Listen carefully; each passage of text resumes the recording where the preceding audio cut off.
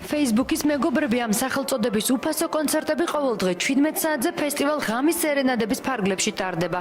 ფესტივალში მონაწილეობის უფლება ყველა იმ მუსიკოს აქვს, ვინც Facebook-ის სოციალურ ქსელშია რეგისტრირებული. დღევანდელ ფესტივალში მონაწილეობენ საერთაშორისო აღიარების მქონე ახალგაზრდა მუსიკოს შემსრულებლები, მათ შორის ამერიკელი ენდრიუ სოტსი. Facebook-ის მეგობრების კონცერტებზე დასწრება თავისუფალია და მაყურებელს მისი ნახვა საზაფხულო თეატრის ფოიეში შეუძლია. Facebook-ის მეგობრები ეს ინტერნაციონალური ფესტივალი ჩატარდება წელსაც უკვე მეოთხეჯერ.